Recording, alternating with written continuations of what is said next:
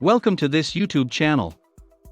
In this video we are going to talk about the poor people in America and in rich countries. So before starting this video, like this video and subscribe to our YouTube channel for future updates. Although the bulk of the world's impoverished reside in underdeveloped and developing countries, others live in industrialized countries, including some of the world's wealthiest. Since the 1980s, the economic divide between rich and poor countries has widened. But the divide between rich and poor inside developed countries has widened as well, as it has in transition economies. Poverty is rarely absolute in prosperous countries. The impoverished in these countries are rarely subjected to hunger or starvation. And while homelessness does exist, it is a complex problem with causes other than poverty. Indeed, many impoverished individuals in the developed world work full-time and earn more per week than those in the developing world do each year. However, relative poverty is still poverty, and it can have serious implications in prosperous countries.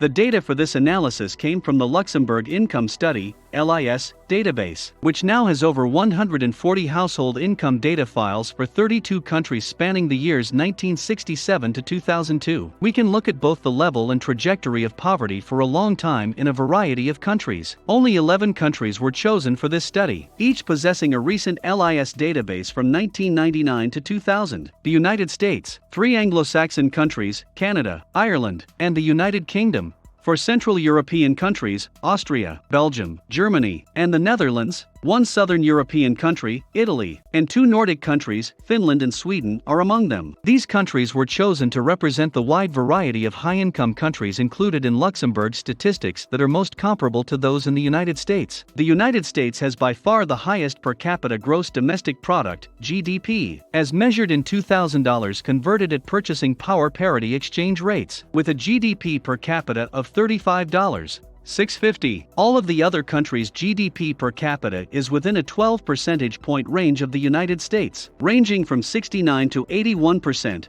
Organization for Economic Cooperation, 2005. To compare poverty rates across these 11 countries, for major decisions must be made: a poverty line, an income measure, an equivalency scale to account for household size, and exchange rates to convert absolute poverty standards between countries. Line of poverty. Only a few countries have an official poverty indicator. The United States, U.S. Bureau of the Census, 2005A, and the United Kingdom, Department of Work and Pensions, 2005, are the only countries that have regular official poverty figures. Statistics Canada, 2004, provides the number of households with incomes below a set of low-income cutoffs on a regular basis, whereas Australia does so on an ad hoc basis. Northern European and Scandinavian countries, on the other hand, do not measure official poverty or low-income rates. Instead, in many countries, the argument focuses on the amount of income at which minimum social benefits should be fixed, as well as the issue of social exclusion. Atkinson, Cantillon, Marlier and Nolan, 2002. Poverty can be quantified in relative terms, such as in comparison to median income, or in absolute ones, such as in comparison to the cost of a bundle of commodities in a given country. These are considered to be the most fundamental necessities. For example, the United States uses an absolute measure of poverty devised by a government statistician, Molly Orshansky, in the early 1960s and remained constant in real terms since then. U.S.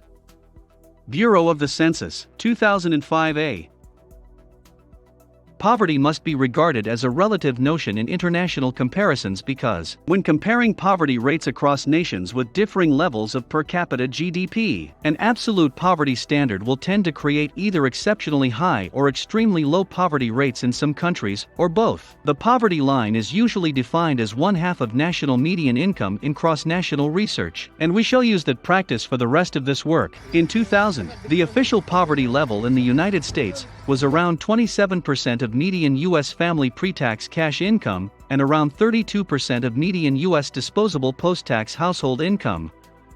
Superscript 2. The United Kingdom and the European Union, on the other hand, have chosen a poverty rate of 60% of median income. Eurostat, 2000. Atkinson, Cantillon, Marlier and Nolan, 2002. The pattern of findings is roughly the same at a 40% level, as it is at a 50% level when employing a median poverty criteria, Smeating, Rainwater and Burtless, 2001. However, at the 60% of median line, which is nearly double the United States poverty line when represented as a percentage of national median income.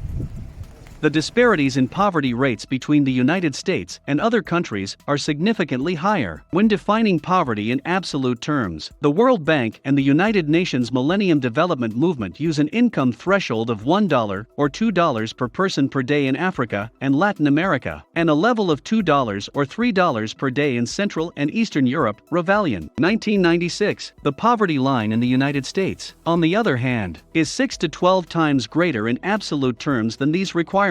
Between 1960 and 2000, the poverty level for a family of 4 in the United States dropped from 48 to 29% of median census household income for 4. To compare our estimates to the poverty estimates used by others, we utilize both the official U.S. poverty line and 125% of this level to address the absolute poverty issue in U.S. terms. We also track progress against absolute poverty across countries by anchoring poverty rates in the mid-1980s and comparing incomes in subsequent years to this baseline, which is only updated by changes in domestic prices.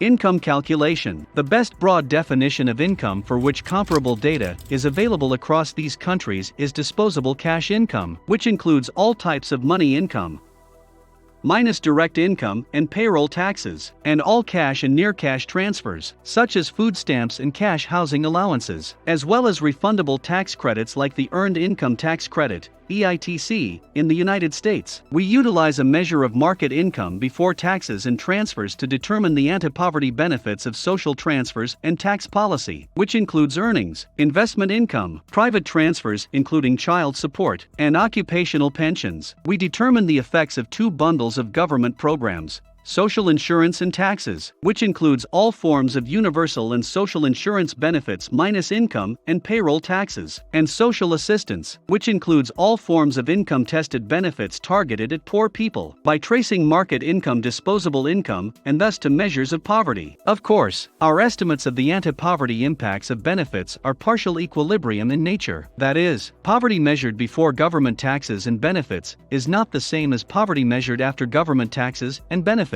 If tax and transfer programs affect market income.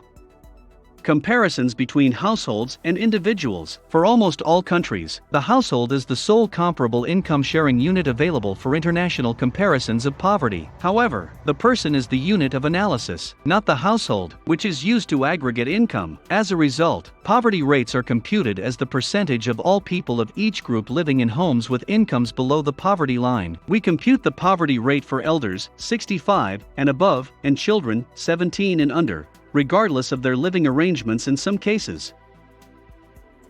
Comparisons of poverty in different countries. The overall relative poverty rate ranges from 5.4% in Finland to 17% in the United States, with a 10.3% average rate among the 11 nations. Higher poverty rates are found in Anglo-Saxon countries with relatively high overall inequality, such as the United States, Canada, Ireland, and the United Kingdom. In Italy, with its large north-south income disparity, and in geographically large and diverse countries, such as the United States and Canada. Nonetheless, poverty rates in Canada and the United Kingdom are both around 12%, significantly lower than in the United States. Smaller, well-developed, and high-spending welfare nations like Sweden and Finland, where poverty rates are around 5% to 6%, have the lowest poverty rates. Middle-level rates are observed in major European countries where unemployment benefits are more generous. Social policies support single moms and working women more generously, for example, through paid family leave.